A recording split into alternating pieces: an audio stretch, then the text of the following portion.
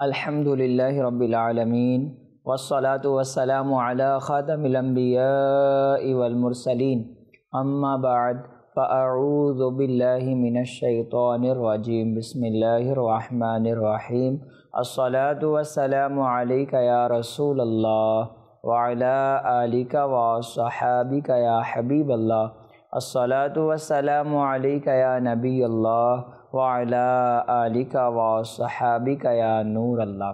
मदनी चैनलेर दर्शकबृंद उपस्थित হয়েছি রবিউল আউয়ালের বরকতপূর্ণ সময়ে मदनी चैनलेर একটি গুরুত্বপূর্ণ অনুষ্ঠান নিয়ে, যার নাম হচ্ছে যিনি নবী সাল্লাল্লাহু আলাইহি ওয়াসাল্লামকে দেখেছেন তিনি তারই হয়ে গিয়েছেন। দেশে ও প্রবাসে যারা যেখান থেকে আমাদের এই অনুষ্ঠান দেখছেন আপনাদের সবাইকে জানাই আন্তরিক শুভেচ্ছা, স্বাগতম। আসুন আজ আমরা যে ব্যক্তিত্বের আলোচনা শ্রবণ করব তার আলোচনা শ্রবণ করার আগে নবী মুস্তাফা সাল্লাল্লাহু আলাইহি ওয়াসাল্লামের প্রতি দুরূদ শরীফ পাঠ করার একটি ফজিলত শ্রবণ করি। আখরি নবী সাল্লাল্লাহু আলাইহি ওয়াসাল্লাম ইরশাদ করেন, যে ব্যক্তি আমার প্রতি 10 বার দুরূদ শরীফ পাঠ করবে আল্লাহ পাক তার উপর 100টি রহমত নাজিল করবে, তার 100টি গুনাহ ক্ষমা করে দিবেন এবং তার 100টি পদ মর্যাদা বৃদ্ধি করে দিবেন। প্রিয় দর্শক, কতই না উত্তম এবং মর্যাদা বৃদ্ধি করার আমল হচ্ছে দুরূদ শরীফ। আমরা এই বরকতপূর্ণ মাসে অধিক হারে দুরূদ ও সালাম পাঠ করতে ব্যস্ত হয়ে যাই, মগ্ন হয়ে যাই, কেননা এই রবিউল আউয়াল আমাদের জন্য অন্যতম। অনেক রবিউল আউয়াল আমরা উদযাপন করেছি, কিন্তু এই রবিউল আউয়াল হচ্ছে আমার নবী সাল্লাল্লাহু তাআলা আলাইহি ওয়া আলিহি ওয়াসাল্লামের 1500 জন্মদিবস। এই যে রবিউল আউয়াল আমরা পাবো, আগামীতে আর পাবো কি না আমরা জানি না। কাজেই অধিক হারে আখরি নবী সাল্লাল্লাহু তাআলা আলাইহি ওয়াসাল্লামের প্রতি দুরুদে পাক আমরা পাঠ করব। একবার মহব্বত সহকারে দুরুদে পাক পাঠ করে নেই, সাল্লু আলাল হাবিব সাল্লাল্লাহু তাআলা আলা মুহাম্মদ সাল্লাল্লাহু আলাইহি ওয়াসাল্লাম। প্রিয় দর্শক, এটি এমন একটি অনুষ্ঠান যাতে আমরা ওই সৌভাগ্যবান ব্যক্তিবর্গের আলোচনা করে থাকি যারা নবী মুস্তাফা সাল্লাল্লাহু আলাইহি ওয়াসাল্লামকে দেখেছে, হুজুর সাল্লাল্লাহু আলাইহি ওয়াসাল্লামের পবিত্র মুখ দ্বারা বাণী সমূহ শুনেছে, অথবা তার সাল্লাল্লাহু আলাইহি ওয়াসাল্লামের আখলাক, চরিত্র, সদাচরণের বরকতে ঈমানের দৌলত দ্বারা ধন্য হয়েছে। সুবহানাল্লাহ। আজ আমরা কথা বলবো এমন এক ব্যক্তিত্বের যিনি প্রাথমিক কালে ইসলামের দুশমন ছিলেন, ইসলামের শত্রু ছিলেন। প্রিয় নবী সাল্লাল্লাহু তাআলা আলাইহি ওয়াসাল্লামের দরবারে কয়েদি হয়ে এসেছিলেন, কিন্তু আমাদের নবী রাহমাতে আলামিয়ান সাল্লাল্লাহু তাআলা আলাইহি ওয়াসাল্লামের আখলাকে মুবারকা, সদাচরণ, সৎ ব্যবহার তাকে এত প্রভাবিত করলো যে সে প্রিয় নবী সাল্লাল্লাহু আলাইহি ওয়াসাল্লামের আশিক হয়ে গেলেন, প্রিয় নবীর দিওয়ানা হয়ে গেলেন। আল্লাহু আকবার। চলুন আজ আমরা যেই মহান ব্যক্তিত্বের আলোচনা শ্রবণ করব তিনি হচ্ছেন ইয়ামামার সরদার হজরতে সুমামা বিন উসাল রাদিয়াল্লাহু তাআলা আনহু। তার নাম সুমামা বিন উসাল। তিনি ইয়ামামার এলাকার সরদার ছিলেন, বানু হানিফা গোত্রের একজন প্রভাবশালী ব্যক্তি ছিলেন। জাহিলিয়াতের যুগে তার গণনা বড় বড় শক্তিশালী ব্যক্তিদের মধ্যে গণনা করা হতো। আরবের প্রতিটি গোত্রের মানুষ তার অনেক সম্মান করত। হযরতে সুমামা বিন উসাল তিনি ইসলামের প্রাথমিক কালে, ইসলাম আনয়নের পূর্বে নবী মুস্তাফা সাল্লাল্লাহু তাআলা আলাইহি ওয়াসাল্লামের শত্রু ছিলেন। এমনকি মাআযাল্লাহ হুজুর আলাইহিস সালাতু ওয়াস সালামকে হত্যা করার জন্য ইচ্ছা পোষণ করলেন, কিন্তু মহান আল্লাহ তাবারক ওয়া তাআলার দয়া ও করুণায় সে মুসলমানদের হাতে কয়েদি হয়ে গেলেন। সাহাবায়ে কেরাম আলেম রিদওয়ান তাকে কয়েদি বানিয়ে মসজিদে নববী জাদাহুল্লাহু শরফ ওয়া তাজিমার পিলারে বেঁধে দিলেন। রাসূলুল্লাহ সাল্লাল্লাহু আলাইহি ওয়াসাল্লাম প্রতিদিন মসজিদে আসতেন, সেই বন্দীকে দেখতেন, সেই কয়েদিকে দেখতেন এবং বিনয়ের সাথে কথা বলতেন। তার কাছে এসে নবী সাল্লাল্লাহু তাআলা আলাইহি ওয়াসাল্লাম বলতেন, মা ইনদাকা ইয়া সুমামা, সুমামা তোমার কি অবস্থা? তুমি কোন হালতে আছো? তো সুমামা বললেন, খায়ের, ভালো আছি।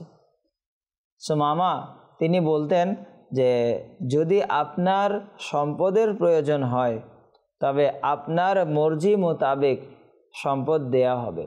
আপনি যতটুকু সম্পদ চান আপনাকে দেয়া হবে, আমাকে ছেড়ে দিন। যেহেতু তিনি সরদার ছিলেন, সম্পদ টাকা পয়সার কোনো কমতি ছিল না, তো তিনি বললেন, ইয়া রাসূলুল্লাহ, আপনি যদি সম্পদ চান তাহলে আপনাকে দেয়া হবে, আপনি ইরশাদ করুন, ওয়াইন তাকতুল জাদ আমিন, যদি আপনি আমাকে হত্যা করেন তাহলে আমার হত্যার প্রতিশোধ নেওয়া হবে। এভাবে হত্যা করার পর আমাকে নিঃশেষ করতে আপনি পারবেন না, আমার অনেক প্রভাব রয়েছে। যদি আমার হত্যা হয় তাহলে অনেক মানুষ মারা যাবে, যুদ্ধ হবে। সুতরাং যদি আপনি আমাকে হত্যা করেন তাহলে আমার হত্যার প্রতিশোধ নেওয়া হবে।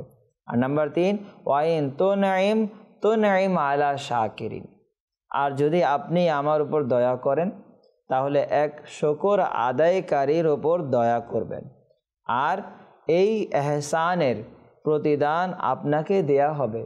আপনি যদি আমাকে ছেড়ে দেন, আপনি যদি আমাকে মুক্ত করে দেন, তাহলে আপনি শুকর আদায়কারী বান্দার উপর দয়া করবেন, তাহলে আপনি শুকর আদায়কারী বান্দার উপর দয়া করবেন, তো এই এহসানের প্রতিদান আপনাকে দেয়া হবে। তো হুজুর রাহমাতে আলমিয়ান সাল্লাল্লাহু আলাইহি ওয়াসাল্লাম তার এই কথাগুলো শুনে সেখান থেকে তাশরিফ নিয়ে যান। দ্বিতীয় দিন আবারও রাসূল আকরাম নূরে মুজাসসাম সাহেবানি আদম সাল্লাল্লাহু আলাইহি ওয়াসাল্লাম সেখানে উপস্থিত হলেন, তাশরিফ নিয়ে আসলেন এবং হযরতে সুমামা রাদিয়াল্লাহু আনহুকে বললেন, মা ইনদাকা ইয়া সুমামা, সুমামা তোমার কি অবস্থা, তুমি কোন হালতে আছো? তো সুমামা বললেন, খায়ের, ভালো আছি। ইয়া রাসূলুল্লাহ, যদি আপনার সম্পদের প্রয়োজন হয় তবে আপনার মর্জি মোতাবেক যেই সম্পদ আপনি ধার্য করবেন আপনাকে দেয়া হবে, আমাকে ছেড়ে দিন। আর যদি আপনি আমাকে হত্যা করেন, ওয়াইন তাকতুল জাদ আমিন, যদি আপনি আমাকে হত্যা করেন তাহলে হত্যার প্রতিশোধ নেওয়া হবে। আর ওয়াইন তো নাইম আলা শাকিরিন, আর যদি আপনি আমার উপর দয়া করেন তাহলে এক শুকর আদায়কারীর উপর দয়া করবেন, আর এই এহসানের প্রতিদান আপনাকে দেয়া হবে। আবারও রাসূলুল্লাহ সাল্লাল্লাহু আলাইহি ওয়াসাল্লাম তার এই কথাগুলো শুনে সেখান থেকে তাশরিফ নিয়ে যান। তৃতীয় দিন আবারও হুজুর সাল্লাল্লাহু তাআলা আলাইহি ওয়াসাল্লাম হযরতে সুমামার কাছে আসলেন এবং জিজ্ঞাসা করলেন, মা ইনদাকা ইয়া সুমামা, সুমামা তোমার কি অবস্থা? সুমামা অনুরূপ যা প্রথম দিন দ্বিতীয় দিন বলেছিল এখনও তাই বলল, ইয়া রাসূলুল্লাহ, যদি আপনি সম্পদ চান সম্পদ দেয়া হবে, যদি আপনি সম্পদ চান আপনার মর্জি মোতাবেক সম্পদ দেয়া হবে, যদি আমার হত্যা করেন। সুমামা আবারও সেই প্রথম এবং দ্বিতীয় দিনের মতো উত্তর দিলেন, আপনার মর্জি মোতাবেক সম্পদ দেয়া হবে, আর যদি আপনি আমাকে হত্যা করেন তাহলে আমার হত্যার প্রতিশোধ নেওয়া হবে, যদি আপনি আমাকে ছেড়ে দেন তাহলে আপনি শুকর আদায়কারী বান্দার উপর দয়া করবেন, আর এর প্রতিদান অবশ্যই আপনাকে দেয়া হবে।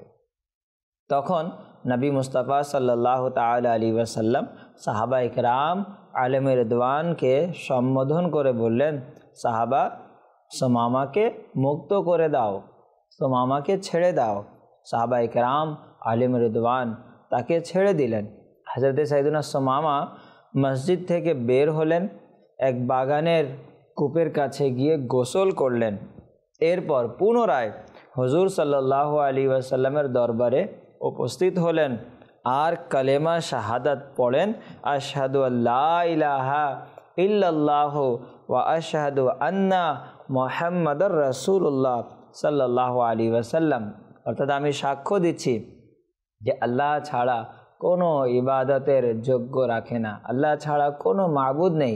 ওয়া আশহাদু আন্না মুহাম্মাদুর রাসূলুল্লাহ, আমি সাক্ষ্য দিচ্ছি মুহাম্মদ সাল্লাল্লাহু আলাইহি ওয়াসাল্লাম আল্লাহ পাকের প্রেরিত রাসূল। প্রিয় দর্শক, হযরতে সাইয়েদুনা সুমামা বিন উসাল রাদিয়াল্লাহু আনহুর অন্তরকে ইসলামের আলো এমনভাবে আলোকিত করলো যে তিনি সাথে সাথে বাইতুল্লাহর তাওয়াফের উদ্দেশ্যে মক্কায় রওনা হয়ে গেলেন। আল্লাহু আকবার। যখন মক্কায় পৌঁছলেন তখন কুরাইশদেরকে বললেন যে আমি মুসলমান হয়ে গিয়েছি।